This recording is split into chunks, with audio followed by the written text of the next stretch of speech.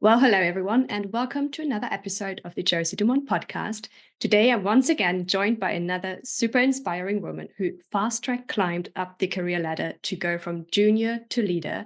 However, burnout opened her eyes and she took the leap to become an entrepreneur in online business management. And I met her at a virtual networking event. And when she was sharing her story, I immediately was like, I need to know more about this woman. So I'm just stoked to welcome Beth Prior to the show. I'm so happy to have you here. Thank you so much for having me. I'm so excited to be here. Yay! The pleasure is all mine, and I can't wait to hear more about your story. But before we go into the details, please introduce yourself and tell everyone what they need to know about you. Cool. Thank you. So I'm Beth. I am from the south of England in the UK, born and raised. I know I'm here, but still. But I really like to travel as well. I spent a good amount of time in Bali last year and also New Ooh. Zealand. Yeah, I love a bit of travel. Um, and in terms of the more worky side of things, I have a degree in psychology. After university, went straight into the corporate world, worked my way up from an internship, and I think as we're going to go into, got promoted pretty quickly over like a period of 1.5 years. And yeah, ended up as a lead HR operations and analytics specialist. And since then, I've been in the online space for about 2.5 years, and I've Wow. been trying out and figuring out exactly how I can best serve, but it's always kind of been around operations and analytics, those sort of roles. So that's where I am. That's where I am now. I love that. So you're still like kind of like in the experimentation phase almost. Yes. So I started out hilariously. I started out in social media management, which is completely opposite from anything I'd done Ooh, before. yes. And yeah, I don't know why I went down that path. I very quickly realized that wasn't right. And then went into sort of the tech VA side of things before realizing my experience from corporate could actually lead me to be good at being an OBM. And then it sort of went on from there. And I was trying to find where I fit in best and yeah, how I can best support people, but Mhm. also in a way that fulfills me as well and that I can see the impact and that yeah, I'm actually helping people. Mm. Yeah, Um, that's so important. I find that's literally key. And it also was for me when I obviously went through burnout and then did like a 180. I was like, I really wanted to have an impact on people. I just didn't want to be mm, number crunching. And like I wanted to see what I'm doing. And yeah. with coaching, I found that was for me the impact I wanted to have because it was just life changing for others. But yeah, before we dive into the pivotal moment around your experience with burnout and also taking the leap, obviously, into this new space, I would love to Mm. hear a bit more about your corporate experience. So, how was it for you to climb up the ladder within like 1.5 years from intern to senior? Well, I mean, I didn't quite make senior, to be Okay, fair, almost but senior. it was more senior. So, Mhm. so yeah, started out as an intern, meant to be in that position for a year, but got scouted after 6 months Wow. to basically join the company full time. So that's what I did. Got moved up, sort of, Hmm. the corporate like rungs, the hierarchy. Yeah. Moved up in that hierarchy, and then obviously moved up again. And the experience was, I think, firstly exciting, like if I'm honest with myself, like it was. And I was so amazed that I was moving up so quickly. It was not Hmm. what I expected, but it also came with added responsibility the Mm. more I climbed. So when I went up to the first new position, there was added stress, and then I moved up again and there was added stress. And I don't think I was equipped with the skills at that age and the experience and the experience that I Yeah. had, or lack of experience.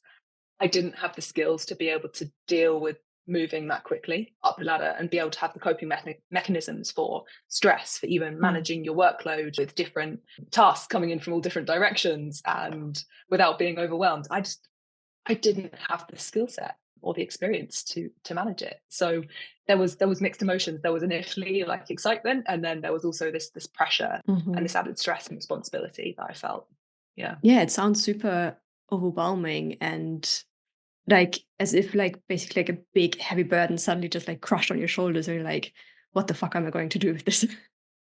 Yeah, basically. I mean, obviously, all completely self-inflicted. It was all like my choice, obviously, to do this Yeah. thing, and what an honor and what a lovely thing to be scouted for these new roles. But yeah, it was a lot, and I wasn't prepared. I was not prepared in the slightest, and I had no idea that I was naive. I think to the whole thing. Mm. What do you feel like were like your biggest challenges, but also learnings in that time? I think the biggest challenges were or one of them was I don't think I fully understood myself and my working style at that point. And I don't think I fully understood what my like areas of development were or like my strengths. And I didn't know, yeah, how to work best and how to organize my time. So for example, I have or had, we are still working on it. We're all a work in progress, right? Yes. Um, like more like perfectionist type tendencies where I like to go the full 100% and everything to be absolutely spot on. But, not every task needs to be done to like the absolute minute express detail. And I didn't Hmm. understand that, right? And I do now. Hmm. um, That's a great learning right there.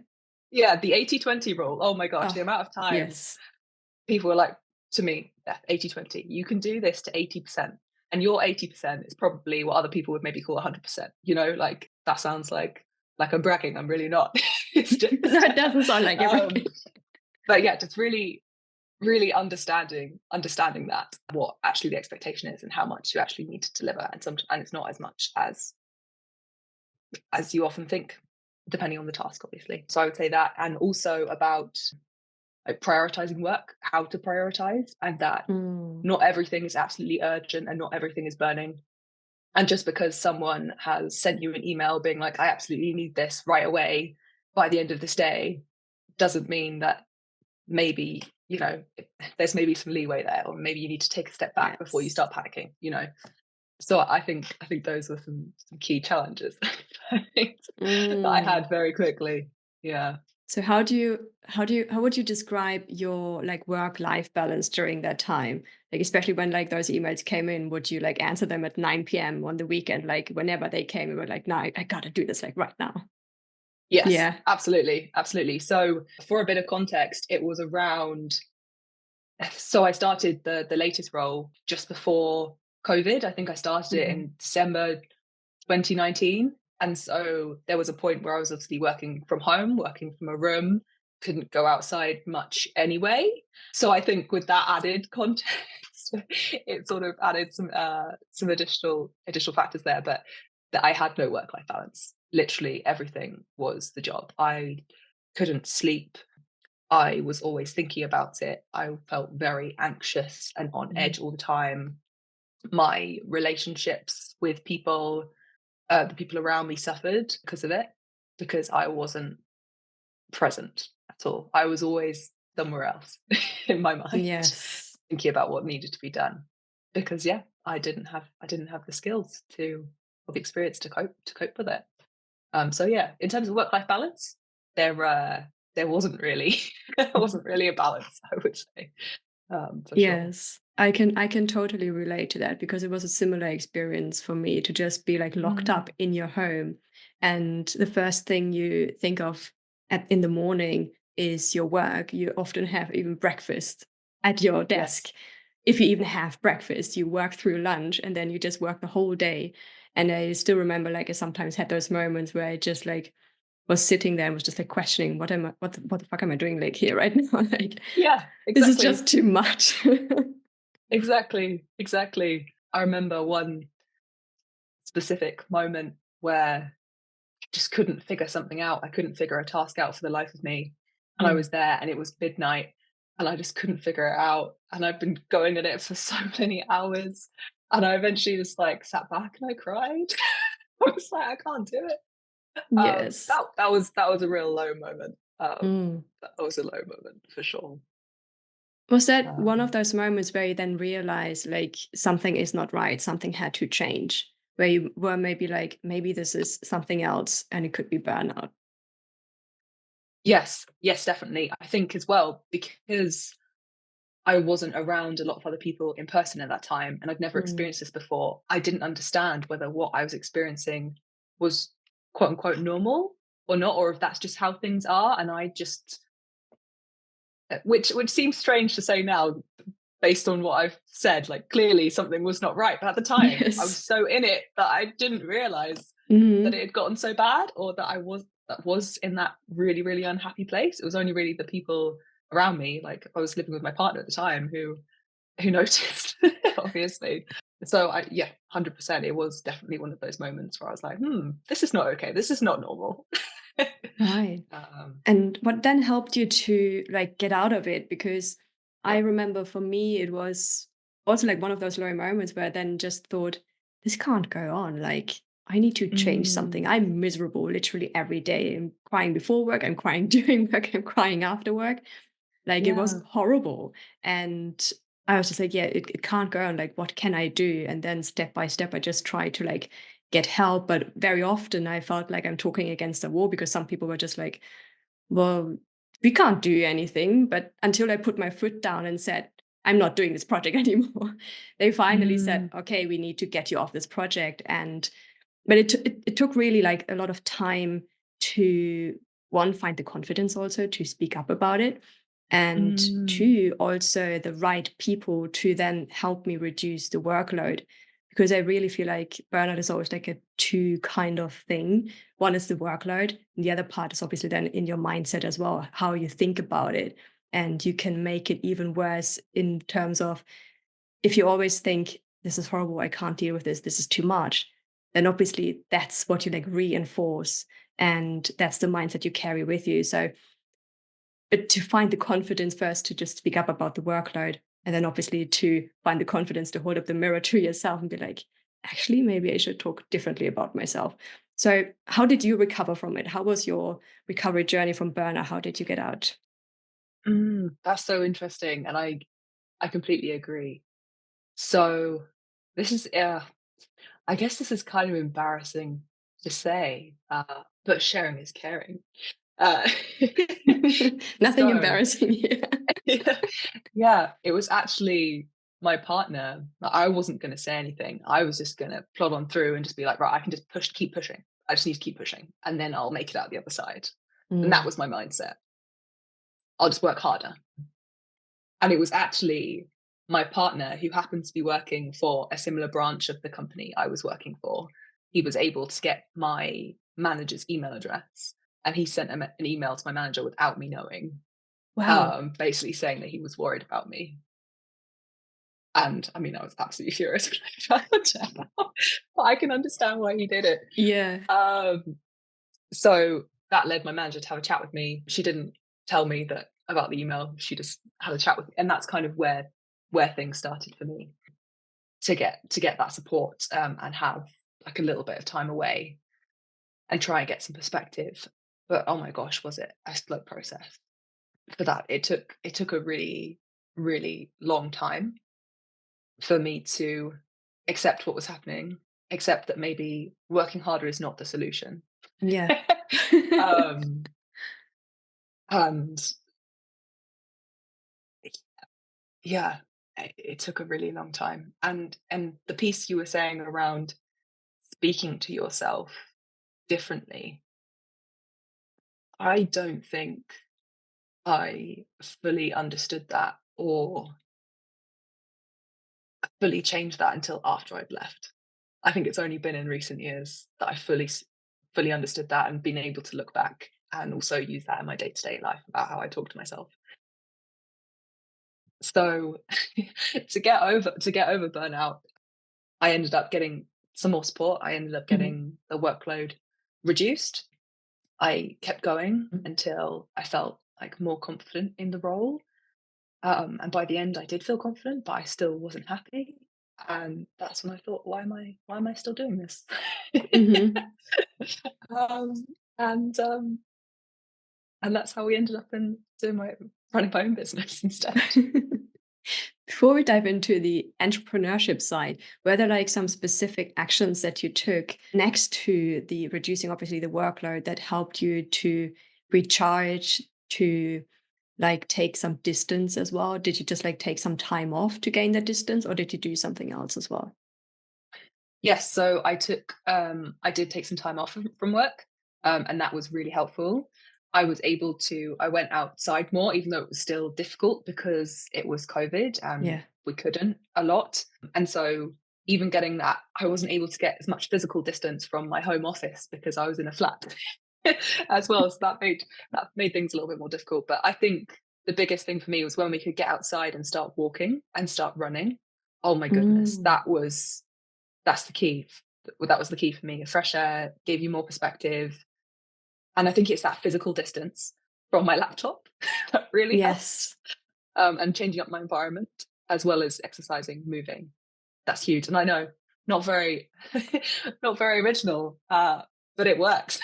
It works, and that's the thing, Yeah. and it's actually something many people underestimate because exercise is one of the Mm, easiest ways to break out of that thought funk as well. Like if yeah, you're like in a self-sabotaging mode where you have that negative self-talk or those thoughts that are kind of more like detrimental, like I need to work hard and everything.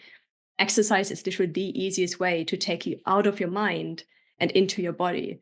So mm, you basically did the absolute right thing. And it doesn't need to be anything like super fancy or complicated. It can be as easy as going for a run to just shift your mindset. So I love that you did that and it yeah, helped. yeah, absolutely, and it's it's amazing what a difference it can make to your mindset. Yeah, and I'm so grateful for it. So grateful for it, Oh, definitely. that's amazing. I'm so happy for you as well that you did it. So, Thank what you. do you feel like? What kind of like fears did you overcome as well as you then embrace that path to entrepreneurship? Because it is obviously a big change from corporate to having that safety, that stability, that secured income every month, and then to plunge into I'm on my own. Mhm. How was that for you? Yeah, I think one of my first fears was, "What are people gonna think?" Mm, yes, Because I have I this can fancy relate. title, quote unquote. I have, as you say, stable income. I know what's coming in each month.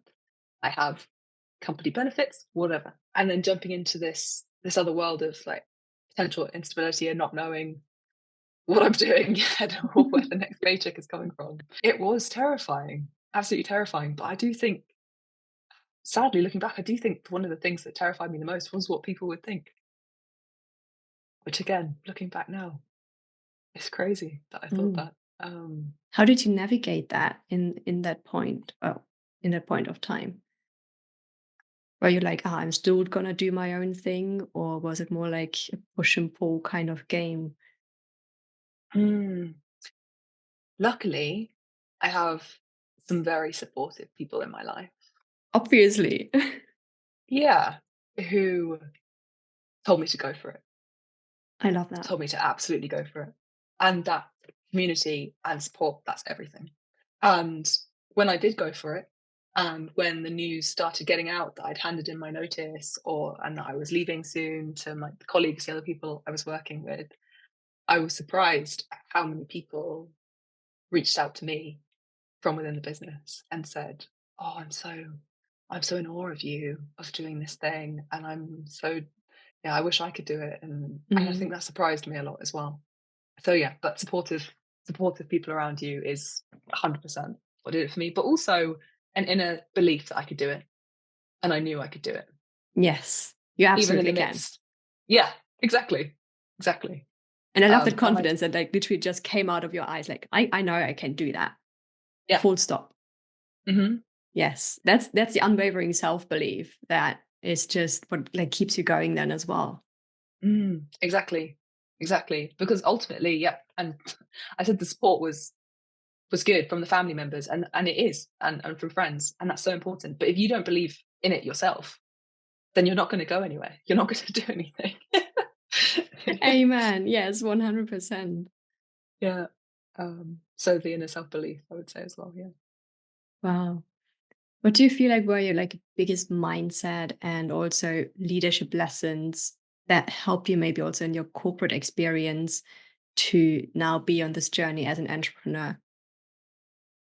Mm. I think one of the biggest ones was that the 80/20 rule, not having to completely do everything down to the minute detail, depending on the task. I used to worry. I worked with a lot of data sets, and I used to worry if it was like one decimal point out of place, or something didn't match by one decimal point. Um, and Same. yeah, one of my colleagues, she was amazing. I mean, I worked with some amazing people, and she said, "Beth, no one's dying. You know, it's fine." um, I think that was a huge learning, and definitely something that I've taken with me today for sure. I think that was one of the biggest ones, along with yeah, you come before any work you do. Your health Yes, and your wellness, like your mental, physical health, comes before everything else, because all work, because if you're not well, then you can't serve anybody else, let alone yourself. exactly. Um, so that I think those are two of the biggest lessons that I've definitely taken with me, for sure. I love that. And I can relate like so much to it because I feel like the one key thing that got me out of burnout was to truly put self-care as my number one Mm, priority, mhm. to literally put myself first before anything else, and to schedule the time in for myself, to know when I'm going to the gym, when I'm having a break, and to do all of that first and then think about work, to schedule work around life and not my life around work. Exactly the same. I feel like you probably have an amazing looking Google Calendar as well. I do too. Yes. Oh my gosh, I love that we're Google Calendar pals. Kindred spirits, yeah. Yes. So, what are your now big goals with your business? Like, where are you going next, and what impact do you want to make real in this world now that you are your own boss? Oh, such a good question. So, I think the biggest thing for me is I really want to support fellow female business owners, to be able to have fun in their business, feel empowered in their business, and have clarity on what's going on in their business, with the sort of help that I can provide, as well as being able to be more intentional with their time. Whether that Yes, is, spending more time on different business ventures, different business tasks, or more time for themselves in their personal life. And so that's what makes me feel fulfilled, is really being able to, yeah, support fellow business owners with that, and yeah, help them feel happier in their business and in their life. I love that, and it truly, I can sense it's like so genuine and Mm, heartfelt, and I know you will make that possible. Like, thank you. I mean, you said it already yourself. You know you can make it happen. You can do this. Full stop. Hmm. Hmm. I do too. Yeah, it's great. Love It's gonna that. happen. Yes, it is. Oh my gosh. How do you set yourself up for success to make this happen? And how do you also maybe hold yourself accountable next to your amazing calendar to prevent burnout from happening again and to really lead by example also in terms of thriving instead of surviving? I love that you said thriving instead of surviving. That I used to say that. I used to say I was surviving rather than thriving. I think, as you said, like, calendar is number one, but it's not just the calendar itself. It's the mindset you have when you go to look at your calendar and you go to plan your day. Like, as you were even saying, the first things I would put in there is the personal things, right? Yes. And then work goes in afterwards. That's a big thing. And also making lovely plans on the weekend and doing different things, just so I don't just, keep working through the weekend, because I totally would used to do that. And we don't do that around here. But it works for some people, right? Mm, Um, but that is not helpful. That is not helpful for me. So yeah, I would say calendar planning, but with the mindset of yourself first. Um, and over work. Work comes afterwards. Um, I using that love key that. lesson that I learned. Yeah. So it's literally setting clear boundaries and strong boundaries, sticking to Mm, them and putting yourself first. hmm. Yeah, basically. I love that. One last question before we dive into the fire round. And I Okay. ask every guest this question because I'm so curious about what you have to say. What does personal leadership mean to you? Mm. It means taking responsibility for your growth, your like personal growth, so that you are then able to share that with others, or like be a better person for yourself, but also for others.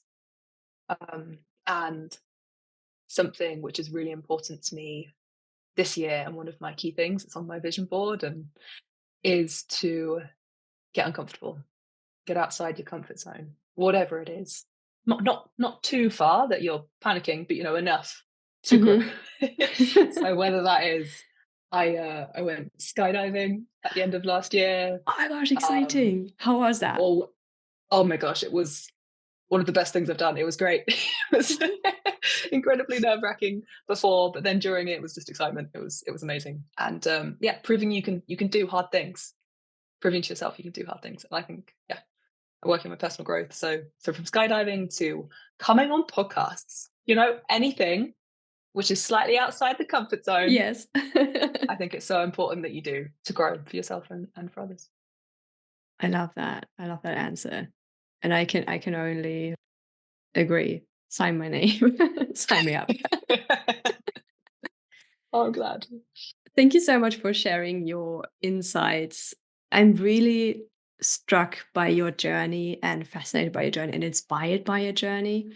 And I love the lessons that you took away from it, especially putting yourself first. I feel like if everybody in the world would do that, this world would be a lot like it would be a happier place, quite literally. Mm, Um, And I would also say it's absolutely not selfish.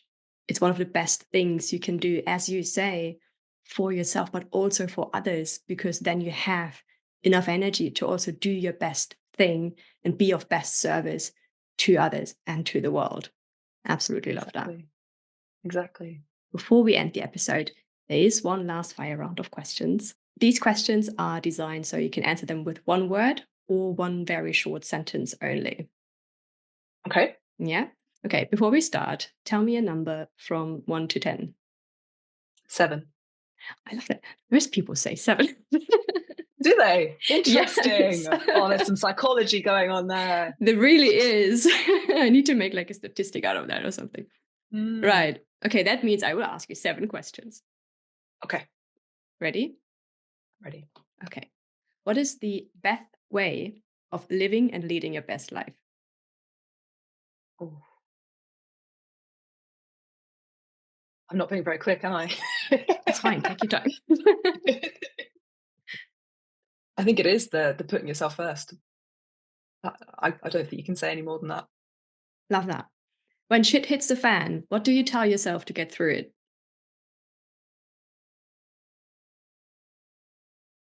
You've got this. What is your key habit for success? Waking up early. I agree. What is your favorite book that you would recommend to everyone? Ooh. I really enjoyed Happy Sexy Millionaire by Stephen Bartlett. Mm. Was it you that did you just post something about that in the stories? Because I literally just recently saw No. someone posting about that in the stories, and now I'm like, it's the Aha. second time it popped up. Like maybe I Yeah. should get it. Maybe it's like a He's sign got from the universe. he's got a second book out as well that I'm just starting to read. So Ooh. mm, Let me know how the second book is. I'm I very will. I intrigued. will. Yes, yes, please. Okay. What advice would you love to give the listeners? Mm. You're doing better than you think you are. So much better than you think you are. And it's not a race. There's not a set timeline. It's not linear. You're gonna wiggle about from side to side, try different things, but you'll get to where you want to be. I love that. What is the theme song of your life? Ooh. The first one that came to mind was "Don't Stop Believing" by Josi. How cringe! Oh, that's the Nah, first one that not came to cringe mind, enough. though. We got to go with it. Got to go with it. Do you want to know mine? Yes, I would love to know yours, please. Miley Cyrus, We Can't Stop. So Amazing. speaking of cringe, mine is Miley Cyrus. She's an icon, to be fair. I love her, honestly. She's an absolute idol for me. Last question. What is your main takeaway from today? Oh, I think how far I've come since that time. I honestly have not. I know this is quick fire, so I'll be quick. I've not thought about these things or gone that far back, and it's so weird to think about the headspace I was in there then and where I am now. I've come so far. You have. And thank you for going down memory lane with me. Of course. No. Thank you for having me to go on that memory lane with you. Like, again, I literally just, but when I met you at that event, I was just like, she has a story to tell. Like, she has something to share there. Like, I'm sensing something and I need to talk to her. So I'm really, really grateful that you made the time to come here on this podcast today to share your story, to share your wisdom, and to also be open about it and obviously get into this zone of discomfort and try something new. I really, really appreciate that. Thank you. Thank you so much for having me. It's been so lovely chatting to you. Oh, no, likewise. Is there anything that you feel like is left unsaid that you need to put out in the open before we wrap up? I think we just need to re-emphasize, put yourself first. Put yourself first, listeners. At least above your work, for sure. Yeah, so no, I will obviously put all your social media handles, whatever, into the description box below, wherever you want to be found, so people can reach you if they want to. But other than that, it was really, really a pleasure to have you on this podcast today. I truly, truly enjoyed talking to you today. And yeah, I hope to stay connected with you, obviously, on Instagram. I can't wait to see where this journey takes you next. If you keep on experimenting or whatever you do, I'm sure you will do amazing things and you will do your part to make this world a better place. That's certain. Thank you. Thank you. Thank you. Well, thank you so much, Beth, for coming here. It was really, really super fun to talk to you today. And yeah, I can't wait to see more of you. Thank you. Likewise. Thank you so much for having me. It's been a pleasure. See you soon. Bye. Bye. Bye.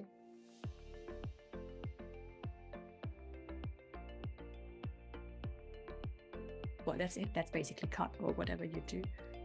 That flip. You need to get one of the yeah, right. the things. How's it called? Like I only know the German word now, but that's not helpful.